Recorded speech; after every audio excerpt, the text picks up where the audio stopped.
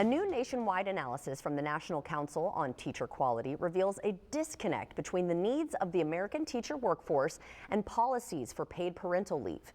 With more on the new data and what it means for educators and families, we welcome Heather Pesky, president of the National Council on Teacher Quality. First of all, thank you for joining us. But what does your new report reveal about the state of paid parental leave for teachers in Florida, and why does it matter for students and families? Well, what we found is that in Florida, there is no guaranteed paid parental leave for teachers. And so this means that teachers are left on their own to figure out how to have their children and then how to take care of them.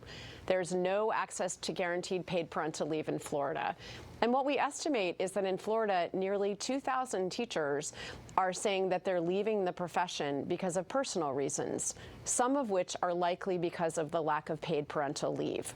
So we really need to change this and invest in teachers and provide them with 12 weeks of paid parental leave. Doing so will strengthen families, and it will certainly strengthen the teacher workforce. So it seems like that's one of the big reasons why, we might be seeing teachers leaving. So do you have any other areas that it's contributing to teacher shortages or burnouts? Well, we're really asking teachers to make this difficult choice between their own children and their students. And the teacher workforce right now is 80% women. So we're asking teachers to decide, do you want to have your own child or do you want to continue teaching? And when teachers decide to have children, in Florida, what they have to do is they hoard their sick days or they try to time their pregnancies in the summer. These are terrible choices. And so really we need to be much more supportive of teachers and more supportive of families by providing access to 12 weeks of fully paid parental leave. All right, and I have to know if this is true, because if it is, this is really crazy and quite frankly sad. Only 2 states currently offer 12 weeks of fully paid parental leave. And if that's true, what is the most realistic step other states can take right now to close that gap, and how should states think about the cost? It's a really sobering fact. We found that only 2 states across the whole nation, Delaware and Arkansas, are providing this policy of 12 weeks of fully paid parental leave for teachers. And so we should follow the model of Delaware and Arkansas. What we found is that on average, the costs of providing 12 weeks of paid parental leave is actually quite affordable. It's about the cost of a cup of coffee per taxpayer in the state of Florida. And so what this would mean is that we would be providing all teachers with access to 12 weeks of paid parental leave, and doing so would be much less costly than the cost of seeing teachers leave the classroom. In fact, it costs about $25,000 to replace one single teacher.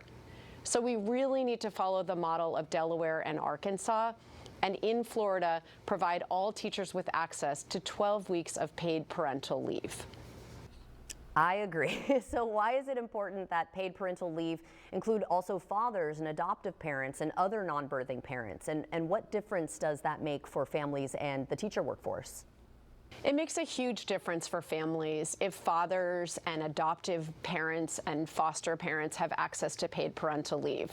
We're just really trying to make this very logical policy and support all families and all parents, regardless of whether they're birthing parents or they adopted their children.